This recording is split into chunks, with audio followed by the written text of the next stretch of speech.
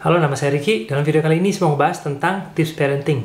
Jadi banyak banget orang tua sekarang lagi zaman corona, anaknya di rumah. Dan mereka sibuk dan juga stres dan pusing, ngurusin anak. Dan ini dari pengalaman saya sendiri ya, beberapa tahun terakhir ini banyak baca buku parenting, tapi hasilnya nggak ada gitu, Jadi ini kesalahan apa aja banyak yang orang tua sebenarnya mereka belajar parenting, mau itu dari buku, online, tapi nggak ada kemajuan, nggak ada perubahan dengan cara interaksi dengan anak. Ini beberapa kesalahan yang bakal saya bahas dari pengalaman saya sendiri. Jadi yang pertama, banyak banget orang tua ya, termasuk saya sendiri, yang baca buku parenting banyak dari No Drama Discipline, Shefali, The Awakened Family. Saya baca sampai lebih dari 10 buku parenting, tapi nggak ada hasilnya. Tiap hari saya masih jerit-jerit sama anak saya, masih stres, Jadi apa gunanya kalau kita baca buku parenting tapi nggak ada hasilnya, Jadi yang pertama, ini paling penting kalau kita bukan hanya tahu teori doang, tapi dipraktekin juga. Jadi banyak orang tua ya sering bilang, ya saya tahu teknik metode parenting itu connect, redirect, atau kita harus terhubung dengan anak kita sebelum kita ngajakin mereka sesuatu, menyuruh mereka sesuatu, Tapi masalahnya nggak ada yang dipraktekin, Jadi di sini pertama, mau berapa banyak buku parenting yang kamu baca atau kamu tonton video di YouTube, kalau kamu nggak praktekin, nggak akan ada hasilnya, nggak akan ada perubahan, Itu pertama. Dan kedua, kesalahan banyak orang tua nih yang nyangka kalau saya udah baca buku parenting dan saya praktekin, ini harusnya langsung berhasil. Nah, ini kesalahan sama dengan saya juga.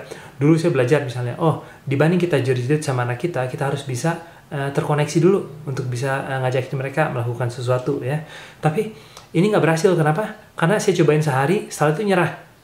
Di sini intinya kita harus konsisten. Jadi kalau kita misalnya biasa jerit-jerit sama anak kita harus bisa sekarang ngobrol sama anak kita sebagai seorang yang setara dengan kita, bukan sebagai seorang yang lebih rendah yang bisa kita paksa, tapi kita harus pelan-pelan memperlakukan anak kita dengan adil, Dan ini hasilnya nggak akan bisa dalam waktu 1 hari. Kita harus bisa konsisten sampai mingguan, sampai bulanan, sebelum anak kita bisa berubah dari misalnya dulu kita menggunakan cara paksa untuk nyuruh anak kita sesuatu, dan sekarang kita bisa dengan cara memotivasi atau menginfluence, atau dengan cara mempengaruhi anak kita, atau dengan cara memberikan contoh, begitu, Jadi sabar, konsisten, jalanin terus mau apapun yang kamu pengen rubah dari cara parenting kamu. Ini yang ketiga, seperti saya bilang, banyak orang tua yang udah banyak baca buku parenting tapi nggak berhasil.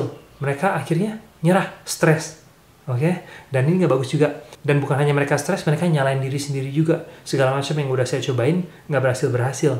Ini saya mau ulangi lagi. Semua metode parenting yang kita biasa jalanin ya, mau itu jerit-jerit sama anak kita, dengan memukul anak kita, menghukum fisik, ini adalah kebiasaan dari turun-temurun, dari orang tua kita, dari nenek kita, kakek kita, dari nenek moyang kita, gimana cara mereka ngebesarin orang tua kita, dan ini adalah udah dari generasi. Jadi kalau kita pengen ngerubah cara parenting ini butuh waktu dan juga nggak gampang, Karena ini udah di dalam pikiran bawah sadar kita. Kita jerit-jerit sama anak kita marah-marah sama anak kita. Ini udah tanpa sadar kita ngejalanin ini nih. Jadi kalau kita pengen rubah cara parenting kita harus jalanin pelan-pelan, seperti saya bilang, jangan tiba-tiba, Dan berikutnya, jangan stres dan jangan nyalahin diri sendiri juga. Karena ini nggak berguna. Setiap kali kita stres, kita nyalahin diri sendiri, ini akhir-akhirnya malah kita nggak bisa sabar sama anak kita. Kalau kita pengen lebih sabar dengan anak kita harus bisa nggak stres, jangan nyalahin diri sendiri. Nggak apa-apa, kita belajar lagi. Kalau misalnya kita cobain untuk bisa lebih sabar dengan anak kita, kalau hari ini nggak bisa, nggak apa-apa. Jangan nyalahin diri sendiri, kita lanjutin lagi besok dan coba lebih baik. Jadi intinya di sini fokusnya untuk selalu bisa lebih baik ke depannya. Jadi jangan ngarepin kita udah cobain tapi nggak bisa, akhirnya nyalahin diri sendiri, ini nggak akan bagus. Dan ini makanya keempat, kita harus utamain juga kebahagiaan diri kita sendiri. Mungkin kamu pernah dengar yang namanya happy kids are easy kids, Dan sebaliknya juga sama, happy parents are strong parents. Orang tua yang bahagia itu adalah orang tua yang kuat, Karena orang tua yang stres itu biasa mereka nggak bisa sabar dengan anak-anaknya, tapi orang tua yang bahagia adalah orang yang bisa sabar dengan anak-anaknya. Dan kenapa banyak orang tua yang lupa untuk bahagia, untuk bisa bahagia dan akhirnya bisa lebih sabar dengan anak-anak mereka? Karena mereka sibuk tiap hari kerja ya, kerjaan yang mereka nggak suka. Tiap hari mengasuh anaknya yang sebenarnya mereka nggak mau ngasuh anaknya. Ini masalah orang. Ini dari pengalaman saya sendiri ya, dan istri saya.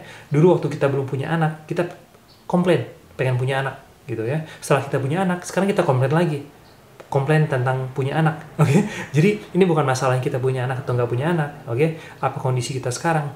Tapi kalau kita udah kebiasaan komplain dengan masalah kita yang kita punya saat ini kemungkinan besar mau apapun yang dirubah kita bakal tetap komplain dalam hidup ini, oke? Banyak orang bilang, oh rumah saya nggak cukup besar, mereka komplain. Pas itu mereka beli rumah lebih besar, mereka komplain lagi. Ini rumahnya kebesaran, susah ngebersihinnya. Oke, jadi di sini intinya kebahagiaan itu adalah sebuah kebiasaan ya. Dan kalau kita nggak bisa bahagia sekarang di sini sekarang, kamu akan bisa bahagia di suatu tempat yang lain di lain waktu. Oke, jadi utamain kebahagiaan untuk diri kita ya. Jangan lupa kalau kamu misalnya suka mungkin kamu suka pergi main. Waktu weekend kamu mungkin suka shopping, nggak apa-apa kamu jalanin sekali-kali, bikin kamu recharge lagi supaya kamu bisa bahagia lagi, dan akhir-akhirnya kalau kamu bisa bahagia, kamu bisa lebih sabar dengan anak kamu. Oke? Jadi ini dari pengalaman saya sendiri, mau seberapa banyak teknik parenting yang kita punya, kalau kita nggak punya kesabaran, kita nggak bahagia ya, kita nggak mengutamakan kebahagiaan diri kita dulu, ini nggak mungkin kita bisa praktekin semua teori-teori itu yang kita baca. Oke? Istilahnya sama, kita harus utamain tabung udara buat diri kita sendiri sebelum kita nolongin orang lain. Oke, kelima, dalam hidup ini, apalagi sekarang zaman corona, orang makin serius, makin stres, oke? Dan di sini saya mau ngingetin juga, banyak orang tua yang terlalu serius dengan anak-anaknya. Sebenarnya anak-anaknya itu banyak yang sebenarnya mereka tuh hanya curious atau mereka hanya penasaran aja. Namanya anak-anak ya, tiap hari mereka pasti penasaran. Gimana kalau misalnya saya ngelakuin ini, apakah saya bakal dimarahin kalau saya ngelakuin itu, apakah ada yang bakal rusak, oke? Jadi anak-anak kita tuh kadang-kadang ngelakuin sesuatu bukan karena pengen nyakitin orang tua atau pengen ngelanggar peraturan, tapi kadang-kadang mereka cuma ngejalanin karena mereka penasaran. Kamu pasti ingat sendiri waktu kamu masih kecil, pasti kamu penasaran juga, pengen penasaran kalau misalnya saya lempar ini buah ke tembok, atau misalnya kalau saya jatuhin ini suatu barang, atau misalnya saya pegang ini teh di kompor, atau misalnya saya pegang panci di dapur, ini bakal sakit nggak tangan saya kalau pegang ini, oke? Jadi anak-anak tuh banyak yang sebenarnya penasaran aja, jadi kita juga jangan terlalu serius, oke? Karena ini nggak ngebantu, dan anak-anak kita juga sebenarnya mereka meniru energi kita. Kalau kita terlalu serius, kita sering stres, anak kita juga bakal ikutan jadi stres. Dan kalau kita misalnya sebaliknya kita santai, kita bisa lebih bijak, anak-anak kita juga bakal meniru energi itu, oke? Energi untuk bisa lebih sabar, untuk lebih baik, untuk lebih menyayangi orang lain. Oke deh, segitu aja untuk tips parenting kali ini. Dan seperti saya bilang, parenting ini bukan pekerjaan yang mudah sebenarnya, pekerjaan yang sangat susah, tapi kita nggak diajarin di sekolah. Dan sebelum kita punya anak, ya nggak pernah diajarin, oke? Jadi di sini intinya penting banget untuk kita terus belajar untuk menjadi orang tua yang lebih baik, ya, baca buku parenting atau online, kamu bisa cari video dan lain-lain, material online. Tapi di sini intinya kita terus belajar, kita terus praktekin pelan-pelan ya. Jangan anggap kita bakal bisa merubah sesuatu dengan tiba-tiba secara instan. Segala sesuatu butuh waktu, oke? Dan sabar belajar terus dan praktekin terus, oke? Ini dari pengalaman saya sendiri. Dulu 5 tahun lalu ya, saya mulai baca buku parenting, itu nggak ada perubahan. Tapi pelan-pelan setelah 5 tahun kemudian, saya bisa ngelihat, saya bisa terkoneksi dengan anak saya lebih baik. Anak saya punya kepercayaan diri dan harga diri yang lebih tinggi, oke? Anak saya yang pertama lahir tanpa tangan kiri, tapi dia bisa lebih percaya diri, oke? Dan ini penting banget. Kalau kita nggak bisa kasih contoh anak kita, ya, kita nggak bisa ngajarin mereka tanpa dengan cara ngasih tahu doang, oke? Intinya di sini saya bilang juga, mereka bukan ngelakuin apa yang kita bilang, tapi mereka ngelakuin apa yang kita lakuin, oke? Jadi the best way is to lead by example. Jadi cara paling baik untuk mendidik anak yaitu dengan memberi contoh, ya. Kalau kita pengen anak kita lebih percaya diri, kita harus percaya diri dulu. Kalau anak kita pengen lebih sayang sama orang lain, kita harus bisa sayang dulu sama mereka. Oke, itu intinya. Oke deh, segitu ya tutorial kali ini. Semoga videonya ngebantu, dan makasih banyak udah mampir. Sampai lain kali.